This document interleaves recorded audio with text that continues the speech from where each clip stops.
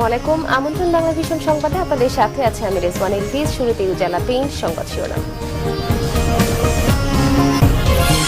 পদ্মা সেতু নিয়ে মিথ্যা গল্প সৃষ্টিকারীদের চিহ্নিত করতে হাইকোর্টের রুল। শুল্কমুক্ত সুবিধার অপব্যবহারের অভিযোগে বিশ্বব্যাংকের গাড়ি তলব শুল্ক গোয়েন্দাদের। বিশ্বব্যাংকের কাছে $1 বিলিয়ন ক্ষতিপূরণের দাবি 14 দলের। দুর্নীতি দৃষ্টান্ত স্থাপন করেছে আওয়ামী লীগ, দাবি রিজভির। নবনিযুক্ত CEC K M Nurul Huda ও 4 নির্বাচন কমিশনারের শপথ গ্রহণ আজ, পাঠ করাবেন প্রধান বিচারপতি।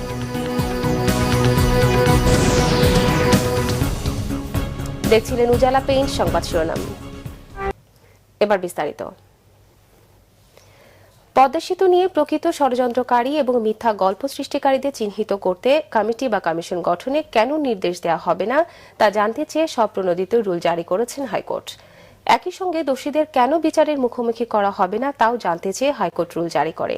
2 সপ্তাহের মধ্যে মন্ত্রিপরিষদ বিভাগ, স্বরাষ্ট্র আইন ও যোগাযোগ সচিব এবং দুর্নীতি দমন কমিশনের চেয়ারম্যানকে রুলের জবাব দিতে বলা হয়েছে। বিচারপতি কাজী রেজাউল হক ও বিচারপতি মোহাম্মদ উল্লাহর হাইকোর্ট বেঞ্চ স্বপ্রণোদিত হয়ে বুধবার এই রুল জারি করেন। এ কমিটি বা কমিশন গঠনের বিষয়ে কি পদক্ষেপ নেওয়া হয়েছে সে বিষয়ে 30 দিনের মধ্যে প্রতিবেদন দিতে মন্ত্রিপরিষদ বিভাগের সচিবকে নির্দেশ দেওয়া হয়েছে। এদিকে শুল্কমুক্ত সুবিধার অপব্যবহারের অভিযোগে বিশ্বব্যাংকের বেশ কয়েকটি গাড়ি ও গাড়ি নথিপত্র তলব করেছে শুল্ক গোয়েন্দা কর্তৃপক্ষ।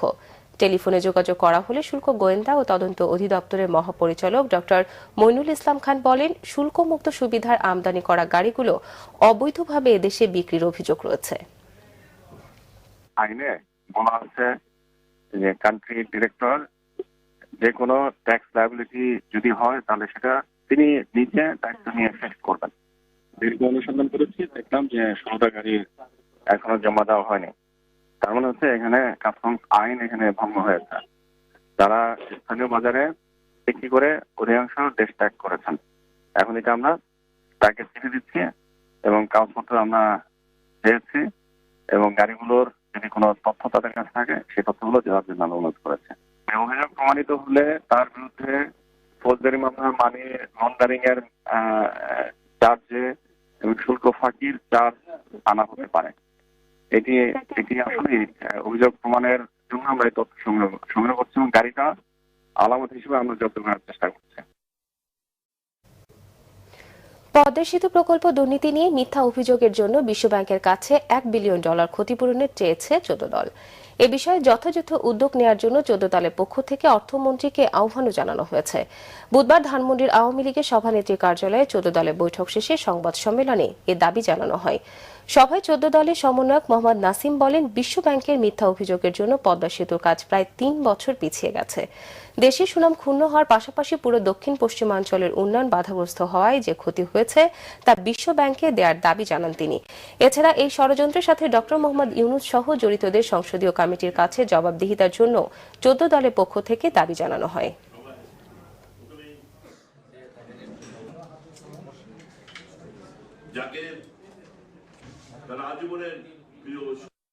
এই যে কয়েকটি বছর পদ্মা সেতুর কাজ বন্ধ হয়েছিল, বিলম্বিত হলো, এর জন্য আমরা বিশ্বব্যাংকের কাছে স্বাভাবিকভাবেই, যেহেতু বিশ্বব্যাংকের অংশীদার, স্বাভাবিকভাবেই আমরা ক্ষতিপূরণ দাবি করি। প্রায় $1 বিলিয়ন ক্ষতি হয়েছে। আমরা বিশ্বব্যাংকে অনুরোধ করব, 14 দলের পক্ষে অনুরোধ করব, সে $1 বিলিয়ন আমাদেরকে ক্ষতিপূরণ হিসেবে দিতে হবে। 14 দল দাবি করে, আমরা অনুরোধ করব, মাননীয় স্পিকারকে করবো, আমরা নোটিশ পাঠিয়ে, আমাদের পার্লামেন্টের অনেক মেম্বার আছেন, আমাদের পার্লামেন্টে সংসদীয় কমিটির স্ট্যান্ডিং কমিটি আছে, স্ট্যান্ডিং কমিটির মাধ্যমে এই সমস্ত ব্যক্তিদেরকে ডাকতে হবে পার্লামেন্টে। জাতির এদিকে বিএনপি সিনিয়র যুগ্ম মহাসচিব রুহুল কবির রিজভী বলেছেন, পদ্মা সেতু অর্থায়নে দুর্নীতি প্রশ্নে বিশ্বব্যাংক তাদের অবস্থানে আছে। বিএনপি কেন্দ্রীয় কার্যালয়ে এক দোয়া অনুষ্ঠানে তিনি অভিযোগ করেন, চুরি জালিয়াতি করে দুর্নীতি দৃষ্টান্ত স্থাপন করেছে আওয়ামী লীগ।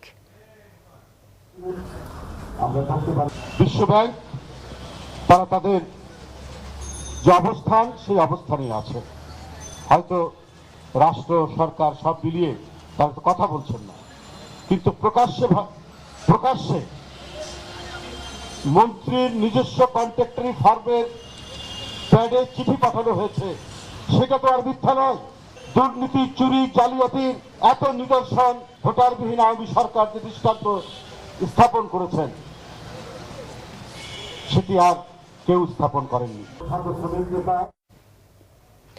2014 সালে বিএনপি জামায়াতের অসহযোগ আন্দোলনের শিকার আর্থিক ও শারীরিক ক্ষতিগ্রস্তদের মাঝে অনুদান দিয়েছেন প্রধানমন্ত্রী শেখ হাসিনা।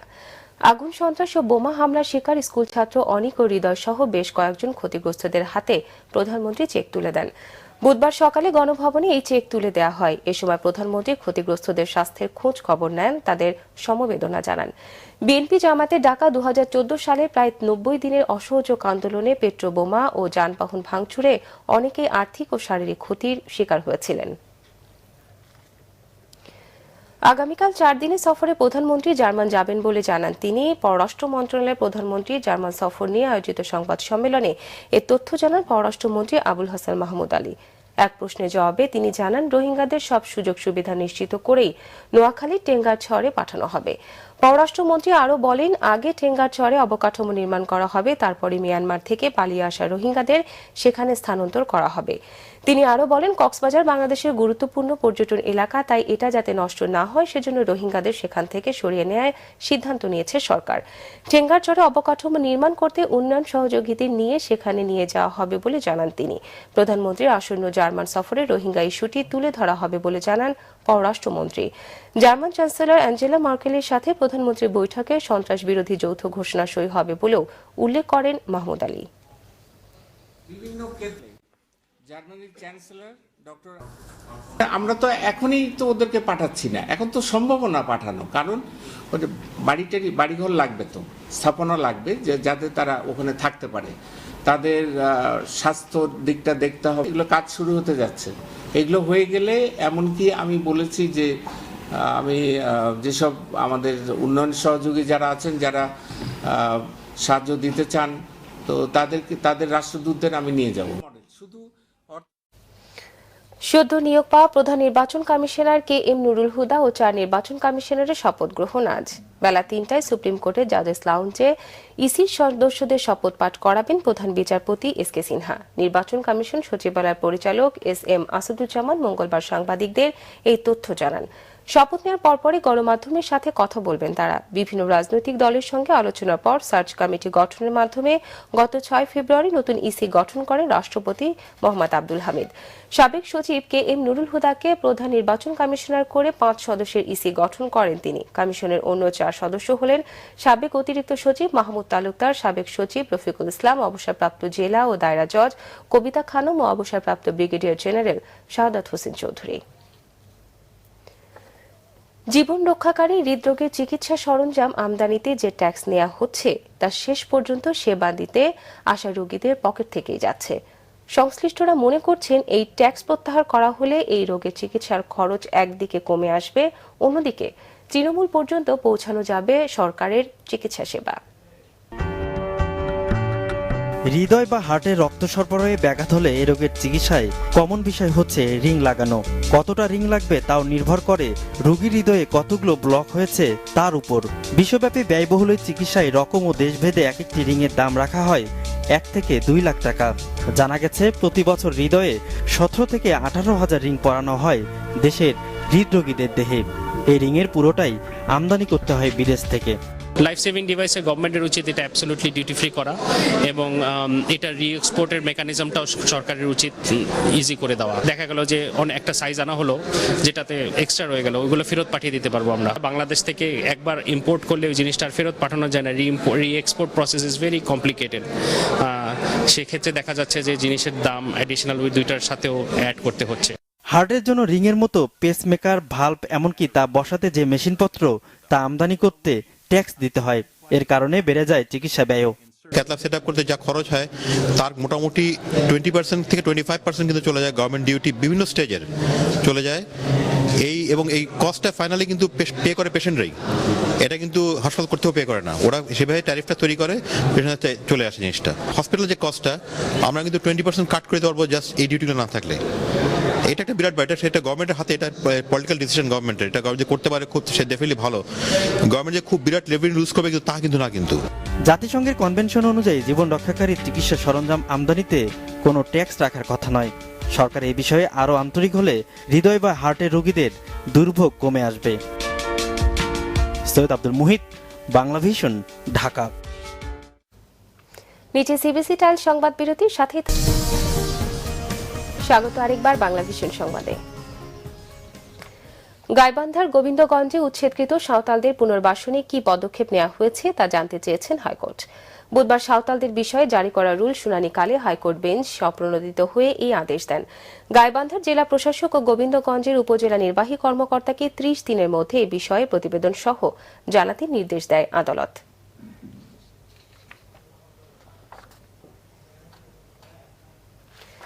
পাবনায় পুলিশের গুলিতে নিহত হয়েছে চরমপন্থী দলের আঞ্চলিক নেতা নিস্তার ওরফে জাহিদ ওরফে নিজাম নামে এক নেতা। পুলিশের দাবি বন্দুকযুদ্ধে তিনি নিহত হয়েছেন।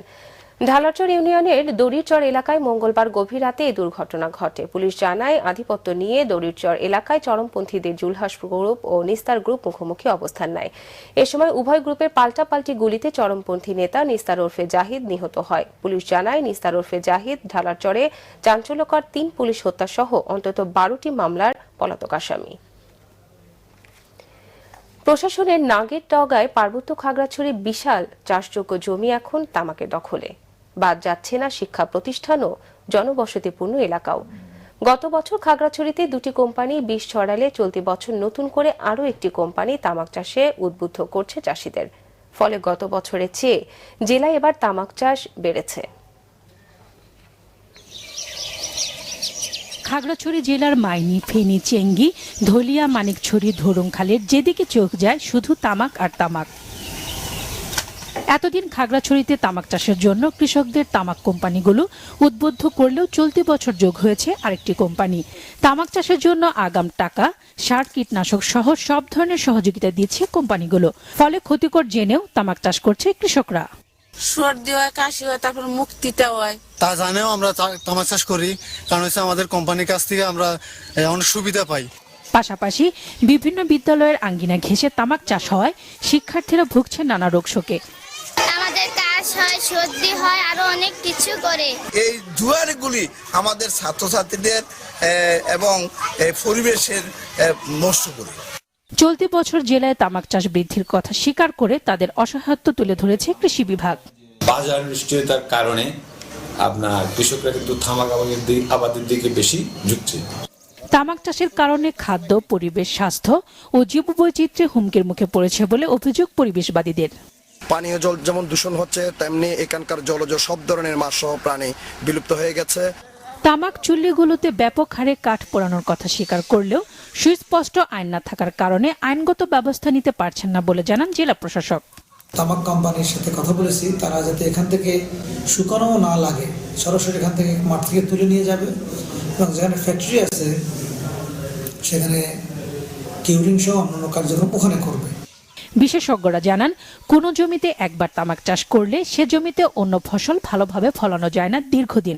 এতে অদূর ভবিষ্যতে জেলার বাসিন্দাদের খাদ্য সংকটের আশঙ্কা রয়েছে। Bangla vision news desk. এবার আমিন জুয়েলার্স আন্তর্জাতিক সংবাদ। সদ্য পদত্যাগ করা যুক্তরাষ্ট্রের জাতীয় নিরাপত্তা উপদেষ্টা মাইকেল ফ্লিনের সাথে রাশিয়ার যোগাযোগের কথা আগে থেকেই জানতেন প্রেসিডেন্ট ডোনাল্ড ট্রাম্প, জানিয়েছে হোয়াইট হাউস। প্রেসিডেন্ট ট্রাম্পের আনুষ্ঠানিক শপথের আগে গত বছরের 30 ডিসেম্বর রাশিয়ার কূটনীতিকের সাথে পররাষ্ট্রনীতি নিয়ে আলোচনার অভিযোগ ওঠে মাইকেল ফ্লিনের বিরুদ্ধে। এর জেরে সোমবার পদত্যাগ করেন তিনি। হোয়াইট হাউসের সংবাদ সম্মেলনে জানানো হয়, জানুয়ারির শেষে মাইকেল ফ্লিনের বিষয়টি বিচার মন্ত্রণালয়কে জানিয়েছিলেন প্রেসিডেন্ট ট্রাম্প। এর প্রায় 3 সপ্তাহ পর আস্থাহীনতার কারণে তাকে পদত্যাগের নির্দেশ দেওয়া হয়। ট্রাম্পের শঙ্কা ছিল, ফ্লিন মার্কিন জনগণ ও সরকারকে হয়তো ভুল পথে পরিচালিত করতে পারেন। এদিকে ফ্লিনের বিরুদ্ধে তদন্ত শুরুর আহ্বান জানিয়েছেন ডেমোক্র্যাট প্রার্থী জনপ্রতিনিধিরা। সেই সাথে রাশিয়ার সাথে প্রেসিডেন্ট ট্রাম্পের সম্পর্কের বিষয়টিও তদন্তের অনুরোধ জানিয়েছেন তারা।